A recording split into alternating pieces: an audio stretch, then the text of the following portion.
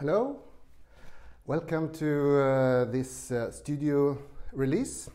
I will show you today the work number 298, and the title is Tantrum.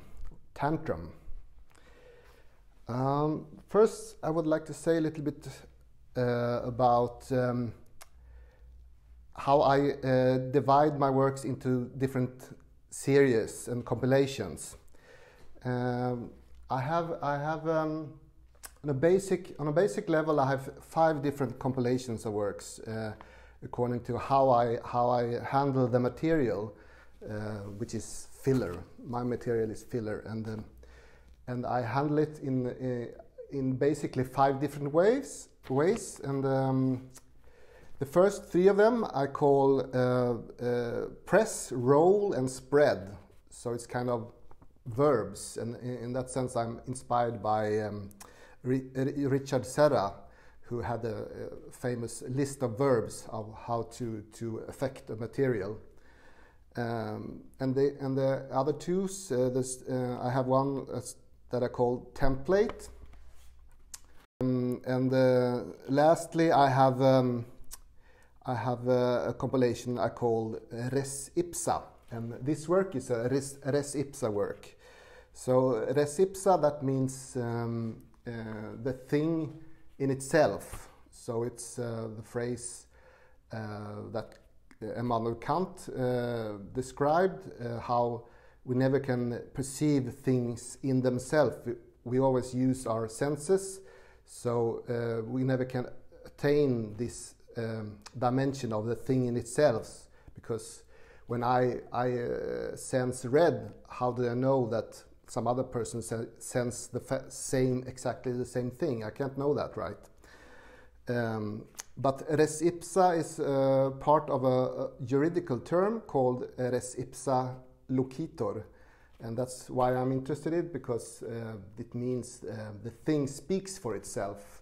So, and it is used when an evidence in a crime case kind of obviously shows who is responsible for the deed.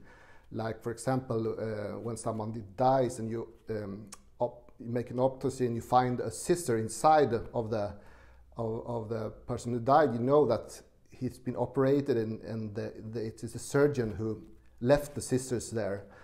Then it is res ipsa loquitur, and I think of art in the same way, that it's kind of a evidence of something that has happened, because in the res ipsa I take the frame and I fill it with wet filler, and then I do something, make traces or imprints in the wet fillers, so it's kind of evidence of something that had happened, and this becomes art. Lately I've been working with a series I call platforms, or platform, and it's simply as I place a frame on the ground, and I fill it with filler, and then I let myself or somebody else do stuff upon it. With their feet. So this makes the frame into a platform, I guess, and you can so you can see it as a stage almost. You can see the art itself, or the art world itself, as a stage. You call it an art scene, right? So a stage and a scene is the same thing. And everything you put onto this stage becomes art, and this interests me also. And I've been especially interested in an art group called Gutai that was in the 50s, a Japanese art group, and they work a lot with performative art and material-based art, and this platform series is a sort of performative art series. Yes, and I think it's also interested with this movement from the flat lying on the ground frame and to the frame on the wall that is on this other side. And this movement is like, when it's flat, it's on the ground you have materiality, but there is a vertical axis here from the ground up to the sky, right? And in the material we can see in a way, in a psychoanalytical theory, we can see you have this chaotic materiality, and it's the real. And up in the sky, maybe it could be symbolized by the ideal world that we try to kind of reach for. And you can also see it as I guess, as I see it in a bit like a pure language. And in psychoanalytical terms, it would be the order of the imaginary. But in between the sky and the ground, you have this horizontal plane that you get when you hang the work on the wall. You get a horizontal plane, so it's right in the middle, and that would be like the symbolic order, where we kind of to use this to use language. Language has to be used to even exist. We have to speak it or write it or use it. And when we do that, we kind of mix it with the material, and it becomes something else, something in between in a way. So I find this interesting. Yes, and there is another sub series here also, and I call this clogs simply. Because I use plastic clogs when I make the work in the filler on the ground. I have one here, this ordinary clog, plastic clog, called Crocs, and that is the brand. But it is the same as clogs has been around for hundreds of years, and it's the shoe of the common people, you can say, of the masses or the workers. So this series of works done with these clogs I want to express something about class, I guess, in this work. And class is not just about what kind of work you do. It also it's about privilege and those things. And yeah, I think that's important. But this work has a title, Tantrum. So what does that mean? Tantrum, it's of course, it's an interesting word. It sounds interesting, and it has unknown origins, but it means when a child has a fit or an outburst of emotions, uncontrolled emotions. That's a tantrum. And every parent will know, will have to deal with this, how to handle these tantrums. But after a while, they kind of get not so lesser and lesser of them, and so it kind of disappears with age.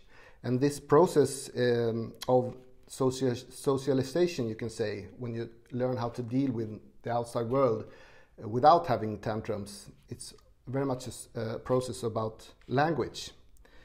You teach the child how to use the words, their words, to express what they want, their feelings. But language does so much more. It also, in a way, defines or you as a person or as a subject, an individual, because language kind of defines the boundary between the individual and the outside world. We use language to make that boundary.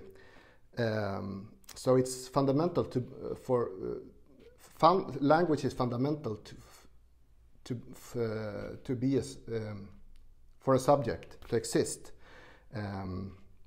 We can say that this boundary, this semantic demarcation between the subject and the outside world, is what constitutes being a subject at all. So the child expresses its will in words and becomes an independent individual that is self-conscious in a way. But before that, the boundary is unclear. The child feels in a way that the world is part of itself, that it's no clear limits between the child and the outside world. And then someday it feels its will is not granted in a way. And then it has a tantrum, and all this process starts to happening where the child becomes a subject. So what starts is a feeling of powerlessness in a way. The will is created by its own negation, you can say, by not being granted. So the relation between the child, the immature child, the immature subject, and the outside world, you can describe it almost as a unstable alloy or a mixture that is unstable. It's stable at first when the child is born. It's quite stable. It's just screams, and then somebody takes care of it. But gradually, it becomes unstable. To a point where these tantrums appear, which kind of creates the subject, the independent, self-conscious subject, and you could call it, in a way, this implosion or disturbance in this alloy. You can call it like the subject's Big Bang in a way. It opens up the space for language and enables the subject's existence, right? And the reason why I'm interested in this is because you can say that there is a social tantrum also in a way, and that would be the riots that we experience sometimes in the world.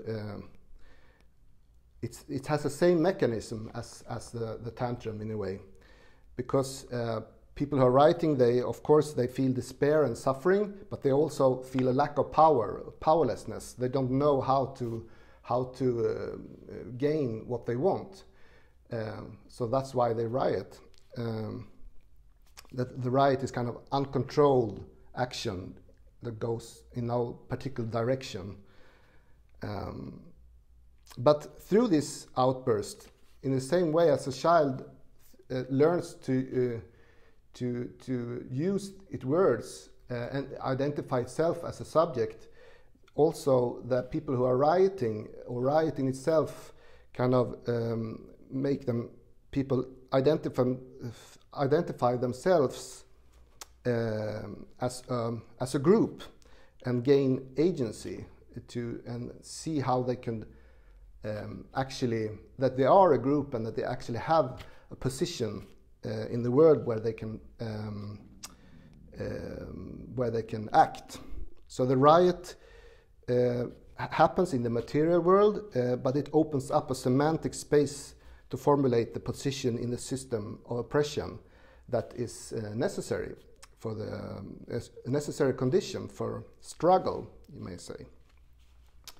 Yes, so this was an introduction of why I'm interested in Tantrum, and I made this work by kind of acting out the tantrum in the filler. I had a frame with filler on the floor, and then I jumped up and down in my shoes, up and down uncontrolled, but a static motion, up and down, a little bit turning around. You can see a video of this in my Facebook feed, and afterwards I will of course publish this work on my website, and you can see the video there as well. So this was the method for this to do this work.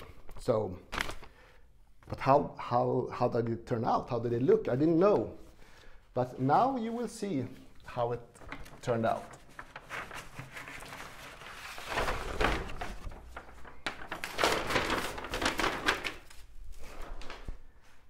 Like this, and I will give you a little bit of a close-up.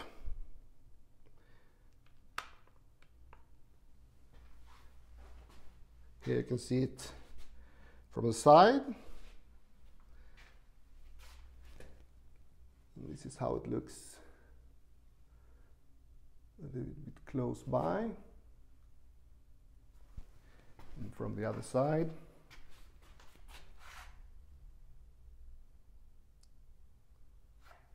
Yes, I will put down the camera now.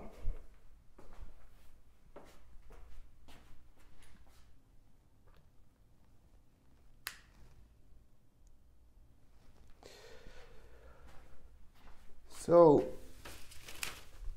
yes, this is how it looked, how it turned out. I really liked it.